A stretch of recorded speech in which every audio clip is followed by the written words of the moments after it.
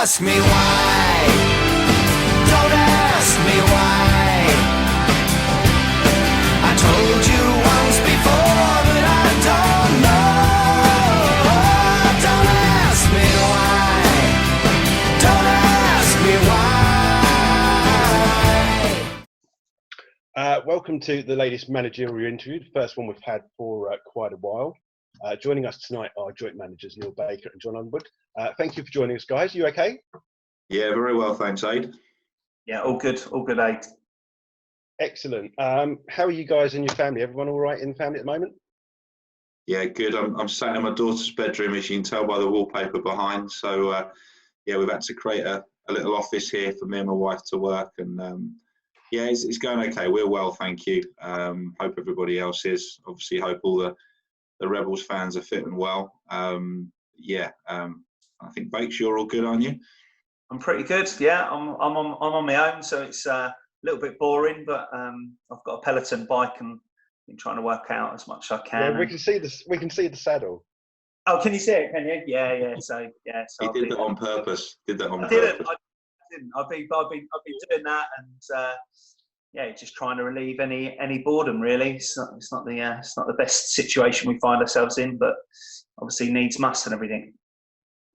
Yeah, I mean, obviously the main important thing is we planned this a couple of days ago before today's news, but the main important thing obviously is everyone's health out there, and football will come second for quite a while, and we're quite happy to wait till everyone's healthy and fit first before we get back to football, aren't we?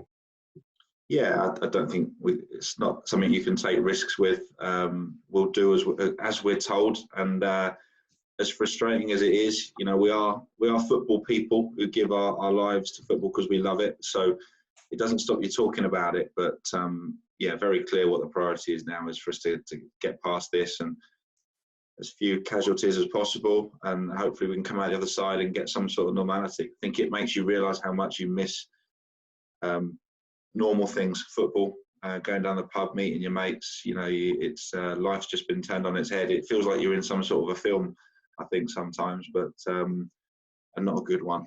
But hopefully it will pass and we'll be able to get back to normal. Cool. Right, we'll start with today's news, and we'll explain the news to people who maybe haven't heard it today. But the National League have announced today that they are going to petition the clubs with a decision about the season, ending it straight away. And then after they've got the outcome of that, they will then come back to the clubs and say, well, if we end the season now, do we have a playoffs or do we not have a playoffs? I know it's only come out today, but what does it mean to you guys? Because it's out of your hand. If you want to play on, it's up to other clubs and you could get outvoted. Yeah, it's a decision that obviously we've been waiting on. There's been a lot of uncertainty, which is, you know, obvious with everything that's going on. I think there's going to be so much disruption to football that they're just trying to find the best way to try and sort of navigate through these issues with COVID-19. From a point of view as managers and as a club, I think our desire is to try and finish it. How that looks, I don't know, but we would be mad not to in the position we're in.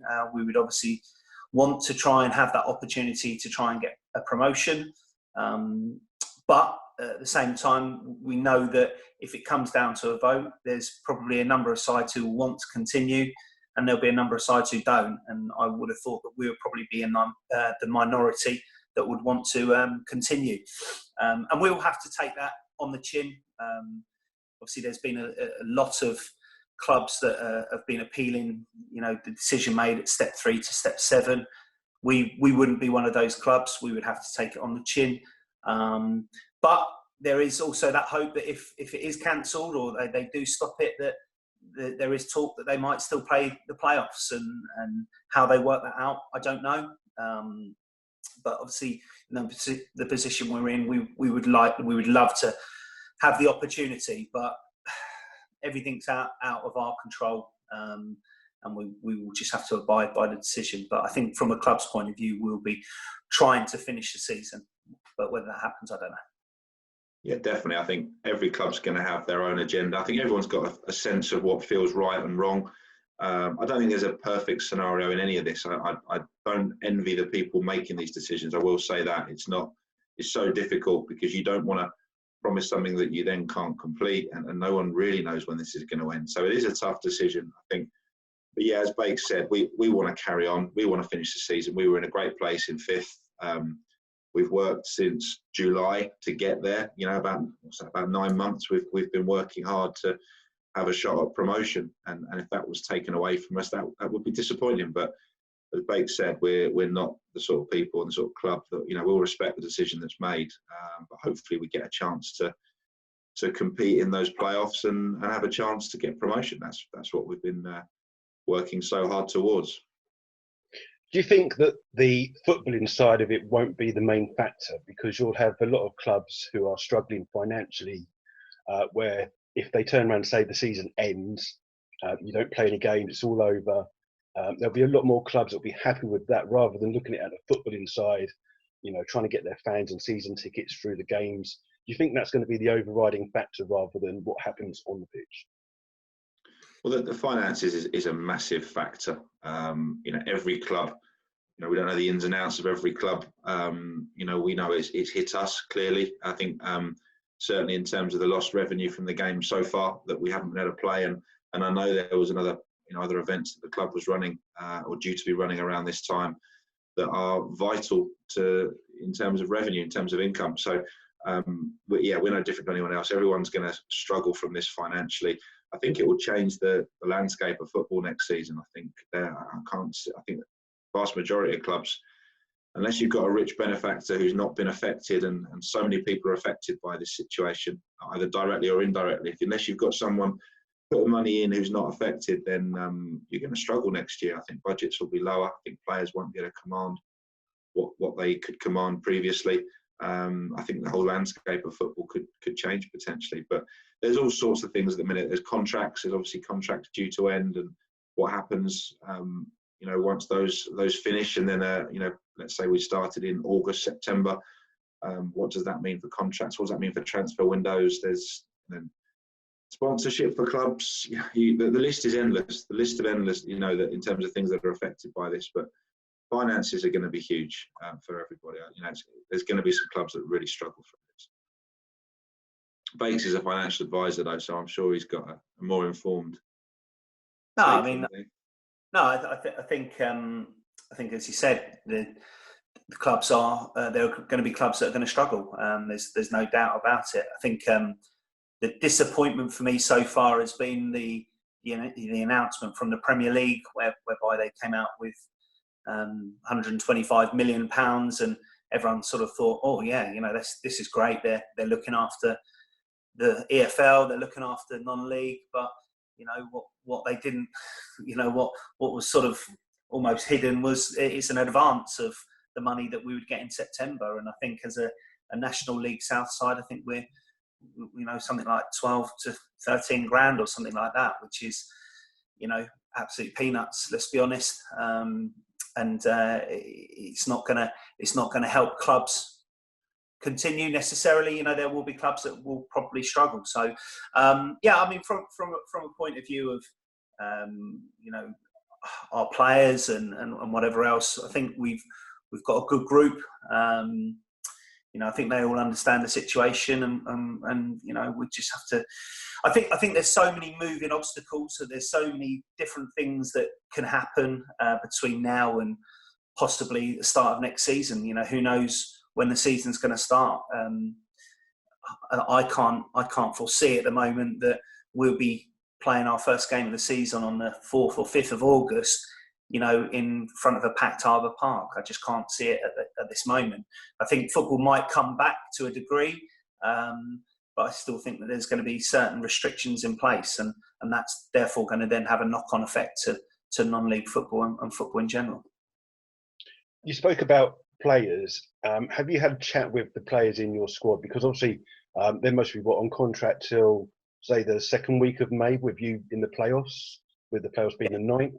Have you spoken to them about, you know, are they going to have trouble getting time off? because some of them will be self-employed. They'll go back to work. If they are going back to work, companies will go, well, hold on, you've had all this time off. You know, we don't want to give you more time off. Is it going to be hard? Have you spoken to the players about what they can do? Well, we've spoken to all the players at the weekend, just in terms of, you know, that there is so much uncertainty. You know, as a club, we've looked after them, and I think that they all appreciate that. And you know, a lot of them have been with us for a long time now, and I think they would all want to sort of give back. I think you make a valid point on people self-employed and people who are employed, and you know, if they have to maybe get out of work early, you know, is that going to be as easy? I think we're going to have a degree of leniency with that as well next season, potentially. I think it's going to take quite a while for everything to recover, and it might be that, you know, we miss the odd player for a game because they can't get out for that exact reason, that they've had too much time off or whatever. So I think that there's going to be many challenges for managers, for players, for owners, for whoever, you know, in football. And I think we've just got to try and adapt to whatever we can do. And whatever happens, you know, the club, you know, I believe Slough will always try to do their best by ourselves, by the players, by the fans. And I think that we'll continue to do that. So whatever we can do, we will try and do. Yeah, we've had regular dialogue with you know, John Porter and the steering committee, and Craig and Kay, and you know, we have that dialogue with them.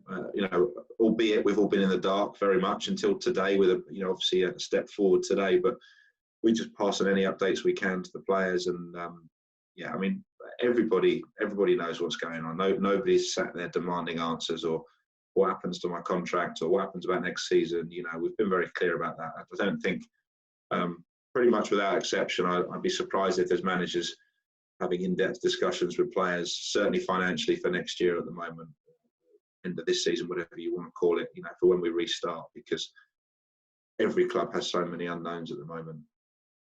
Do you think the possibility is, you spoke about like rich owners and stuff like that, with the fact that step 3 to 7 now aren't playing, if, say, for instance, in 6 weeks' time you play your first game, there's nothing stopping a cash-rich club going out and buying the leading scorer from step 3 and adding to their team, and that would make anything like the playoffs slightly unfair, because you've obviously planned maybe to strengthen before with the March 31st cut-off, looked at players, you know, it's all up in the air, but a cash-rich club can now come in and just sign someone and get an unfair advantage.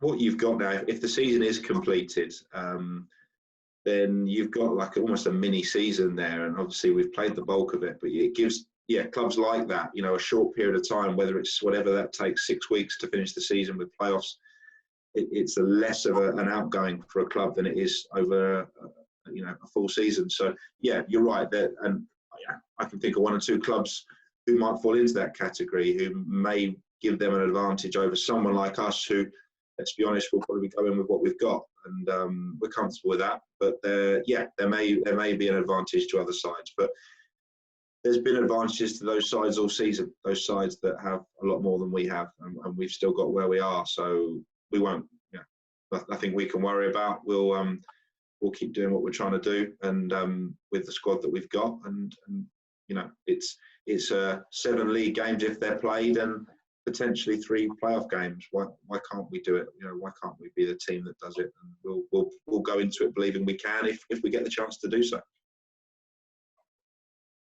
And what about the players that you've got in the squad who are currently out on loan? Are you still in contact with like the likes of Aaron Call and Joe Grant, and are they still part of your planned just in case now, especially with their seasons being finished? Yeah, well, with Aaron, definitely. Aaron played, you know, in one of our last games against MK Dons and was superb. I think he's massively come on this season by playing for Hartley, getting games under his belt. So 100% with him. Obviously, if things were to start again, you know, he'd be involved with us. Granty's not so much. Granty pretty much left to go to Hayes probably about a month or 2 ago. I think Hayes were putting a little bit of pressure on him to sign for them permanently. He wanted to sort of, I think, leave Hartley, and the situation came up with Hayes. So we obviously said, look, you've got to do what's right by yourself. So not with Granty, but definitely with Aaron. But yeah, outside of that, we would have to finish the season with the squad that we've got. And as Under said, we're comfortable with that, and I don't think we'd be in the right position now to be trying to sign new players and whatever else. And as you say, who knows what the ruling would be if we got to that opportunity to play again. I'm sure if they decided that they were going to play the final 7 games and the playoff games, that there would be some sort of rulings on that. But who knows? As we keep saying, there's so many uncertainties with what's been going on. And as I said, like even in terms of next season, we can't even think about next season at the moment because we don't know whether this season's finished. But even with next season, it's that uncertainty of planning for something which might not happen at the time that you want it to happen. So where we've already had people sort of asking us about pre-season games, and we can't commit to anything because who knows what's going to happen when we're going to go back. So I think there's a lot to be discussed and a lot to be sorted before we can formulate a plan, I think. And what about the squad? You said you've been in contact with them. Have they all got training regimes? I know that you do a thing with Lee Togwell over Zoom as well, like keeping but have they all got like a separate kind of regime? Because you're obviously leaving it in their hands. I know that they're in the position in the playoffs and they want to be fit and battling for the places, but how are you doing for it? I think where we differ to some teams, not all. I think we know our players very, very well. We trust them completely in terms of their fitness and looking after themselves. So we don't feel we have to set them programs. I think people these days, young lads at this level of football, know what they need to be doing to be fit and to stay fit. We have had the Lee Togwell sessions are, obviously he's our player coach. He's he does personal training alongside his coaching for a living. So he's brilliant. He puts on sort of half-hour sessions there. I've been joining him myself, and they absolutely kill you. But they're a lot of fun. And yeah, we've got the players joining in. It's not mandatory, but we some players, some of our self-employed players are still working, doing long days at work. So it's not for everybody, but we had a good number joining in. And yeah, other players have sent us training sessions they've done on their own and runs and things like that. Everybody's different. Everybody likes different types of fitness work. And, we always know when it comes to pre-season, we don't set programs over the sort of May, June period, but they always come back in great shape. So it gives us confidence that they'll do what they need to do. And whenever we're ready to go, then they will be ready to go. I think it's clear we're going to need a pre-season before we finish this season. You can't just turn the tap on and start playing games again. We're going to need a period of training, and that's another thing to be considered. Because the players have been idle now for a month, and it will be longer than a normal summer break. And with restrictions, they can't get into gyms, they can't get out and do football type sessions. All they can do is run and do stuff at home. So they're going to need a pre-season before they play any games. Just otherwise, the injuries, everyone will just pick up loads of injuries. So that's got to be considered as well. I guess now it's quite weird because it's Easter. You'll be preparing for 2 games on Saturday and Monday, and it's got to be like the strangest thing ever, isn't it, for you two? All the years you've spent in football, and this is normally the busiest time. Yeah, good crowds and everything. Yeah, I mean, it's funny enough, we were talking about this last night. It seems strange. Seems strange not planning for a double header over Easter. It's normally, as you say, a really, really tough weekend, and we should be going down to Bath tomorrow, and great away trip. And unfortunately, we won't be doing that. Do you know what? The whole thing of not playing and everything, it's been really strange for me. I'm sure for Jon as well, and for the players. I mean, from a personal point of view, probably for the last 11 years since I've been managing, you never stop. You're always on the go. You're always thinking. You're always having to plan. You're always, whether it's the end of the season, you're sort of talking about pre-season games, talking about training kit, talking about players, signing players, contracts, et cetera, et cetera. Your mind never stops.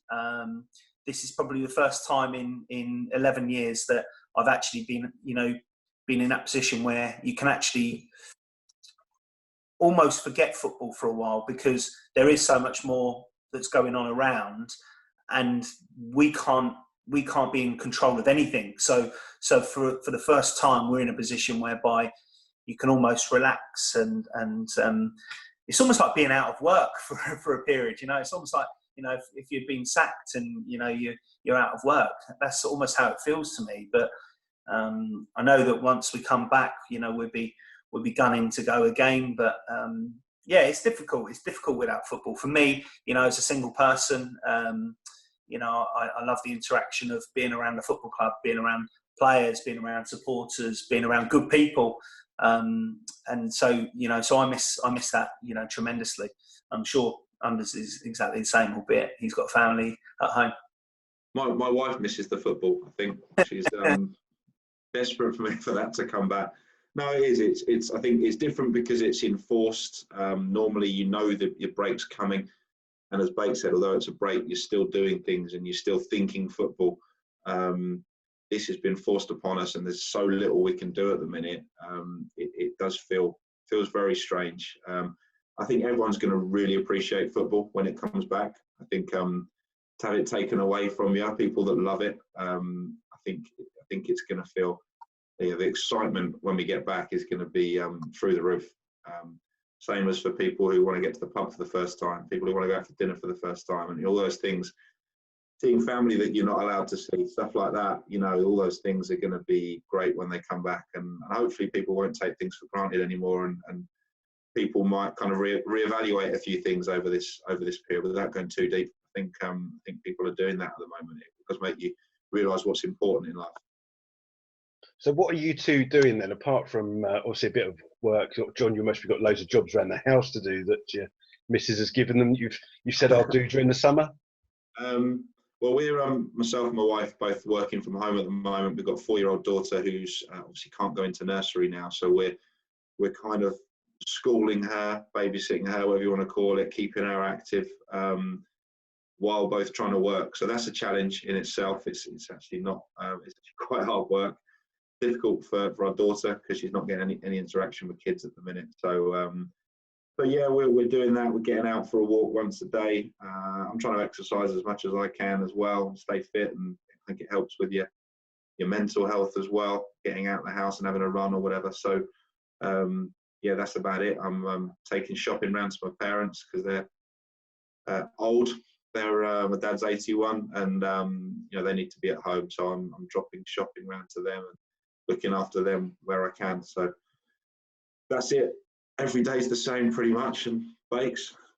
Yeah, I mean, for me, I predominantly work from home sort of 2 or 3 days a week anyway. So from that respect, it doesn't change too much. But obviously, like everyone, my work's not as busy. Obviously, as a financial advisor and mortgage advisor in particular, I'm predominantly only doing remortgages at the moment because obviously people aren't buying houses. So that has an effect on the amount of work I have. But as I said earlier, I've been trying to sort of do an hour and a half, 2 hours on the bike, and trying to use this time to get myself fit. As let's be honest, I need to. So I'm trying to use it as a positive. It's as I said earlier, it's not easy, but there's people in a lot worse positions, and for me, it's it's as John said, sort of making sure your family are all right. Unfortunately, my dad is in the high risk category, having had his laryngectomy sort of just over a year ago, and for me, the first week was probably trying to make sure that he wasn't going out anywhere, and that he was sort of shielding himself, and then we also have an issue. My nan's in hospital as well, so it's. It's not ideal times, but so many people are going through stuff at the moment. We had one of our good friends, in fact, told us tonight that one of his friends from cricket died of the COVID-19. I think was it today, Unders, wasn't it? Age 40. Somebody he played cricket with all the time, and unfortunately he's died. So it sort of puts everything into perspective, and it does make you realise that this is really serious, and everyone has to do what they're telling us to do, and that's what we are doing, really. So that's our life. As I think people have said, Groundhog Day, isn't it? Well, that was one of the questions on my quiz, actually. All right. So what are you two doing? Are you watching a few TV I guess the main question is, are you two playing Football Manager 20? If so, have you sacked either of yourselves? I'm not. Sure one of you must have. No, I don't play it, actually. I did when I was younger. I've not got into that actually yet. So no, I don't think you can replace the real thing. So no, watching some TV. I actually watched a few of our old games as well. Trying to do a little bit of analysis stuff on kind of looking at games where we played really well last season, and not switching off completely. So but that's about it, really. I guess I think I'm luckier than some. Bakes is in a flat, aren't you? So you haven't got a garden. I feel lucky we've got a decent little bit of garden out the back, which when the weather's like this, you can actually get out and eat outside. It actually makes it feel quite nice. So well aware there's people in far worse situations than me. I'm working from home. I'm still getting paid by my company. I've got a garden. There's a lot of people finding it a lot harder than me. So feel very lucky to have those things. And obviously you've got social media and TV. There's plenty to keep us occupied. Bakes, you watching anything in particular? Sunderland Till I Die, maybe? I have to say, I watched Sunderland Till I Die. Yeah, I watched that as well. Yeah. That's obviously a very good watch, especially with the non-league connection with Stuart Donald. Having been the ex-chairman and guy myself and Unders know, Richard Hill. He was obviously up there as well. So that was good. I'm going to watch the Brazil one on Amazon, and a few series. The other good one is BT Sport. They've got the Mic'd Up series where they follow managers around. They've done the Cowleys at Huddersfield and Neil Warnock and Lee Bowyer. They sort of spend and Gareth Ainsworth. They spend a day with a manager who's mic'd up, obviously, and you can hear what he's saying and taking training. So as managers, that's fascinating for us. So I'm kind of looking for anything like that that can kind of catch my interest, and maybe you can learn one or two things along the way. I know we're kind of pushed for time, so I just wanted to get your highs and lows of the season so far, because it doesn't look like we're going to be playing, in theory, any game for a while. So have you got any highs and lows from both of you so far this season? I can tell you my low, and it was the last game, unfortunately. Obviously with the Jack Turner incident. Obviously you can look back on it now, and it's one of those. But I think that was probably what happened after that was probably the lowest moment for me. I think we've had a number of real positive days this year. Possibly, I don't know, maybe Wealdstone at home winning that. There's been some really good performances this season. I've really enjoyed the season. I think we've got a great club, really do. Yes, there's always going to be one or two that test your patience a little bit, but on the whole, I think it's an absolutely fantastic club, and I love turning up to work every time I'm there. So for me, plenty of positives. For me, probably only the one negative. Yes, obviously that last game was a disappointment. I think every defeat feels a disappointment. We haven't had too many, and when they come along, they are disappointing. Big high for me was Dorking Wanderers away, to beat a very, very good side with 10 men, scoring 5 goals. Incredible support again that day.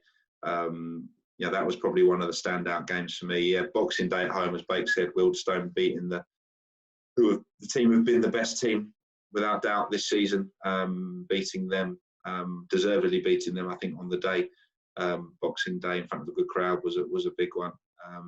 Yeah, thoroughly enjoyed the season. I touched on the support there. I know we always mention it, but it always deserves a mention. You know, the away support when we go, wherever we go, you know, the numbers are incredible. The singing's incredible. To hear them singing our song and our names over and over and over again, it's just, it's brilliant. It's great to have them behind us. And yeah, I think the club's just growing and growing at the moment. You know, attendances at home are still growing. You know, we all want it quicker. We all want more, but they are still growing. And away just goes from strength to strength. So we can't ask for much more. As Bake said, great people behind the scenes. We feel very supported by everyone behind the scenes. Obviously, since Steve stepped back, there's other people that have stepped into his shoes and are doing a great job. So it's a great place to be. And I just hope we're not too affected by what happens in the coming months, and we can come back strong and stay competitive in this league, or who knows, sneak up into the one above. Well, I'm going to throw my hat in. If either of one of you two needs some help, I think I'm going to throw my hat in, because I managed to pick up 3 points on the way back from Weymouth, which you two managed not to do. So. Oh, you got done speeding, did you? Yep. Oh dear, you shouldn't speed, Ade. You shouldn't speed. I know, it's terrible, isn't it? I've got a couple of questions just to round off for you. If the season is null and void, do you think that the appearances should stand? Because obviously you've got people like Sean, Warren Harris, Guy Hollis, all hitting landmarks as well. But also, obviously, you've given out clean sheet and goal bonuses. Can we get that back? Well, let's try and get those back. But no, 100%. You know, the appearances and stats, you know, and I'm sure will stand with the club. If it's chalked off in history, you know, from the league, then so be it. But I think everyone knows that those players have, as you said, reached really good milestones this year, and you know, it'd be a travesty to sort of take that away from them. And us, our 500 games. Yeah. Can't go through that rigmarole again of 500 games. So yeah, no, they've got to stand. You know, they played the games. They were meant to count towards something. It's been taken out of everybody's hands, but they have to stand. Excellent. I think we'll round it off now. Thanks for joining us, guys. I guess, you know, it's great to catch up and have a chat about football, but like we say, the main thing is we want everyone to stay home, stay healthy, and hope to see, like say, everyone back at Arbour Park at a later full Arbour Park with everybody that we know back there. So thank you very much for joining us, guys. Thanks, we'll maybe try and do another one again next week, depends on what the National League say with their decisions. But thank you very much for joining us. Yeah. Thanks. Pleasure. Cheers. Cheers, guys. Stay safe, everyone. Don't ask me why.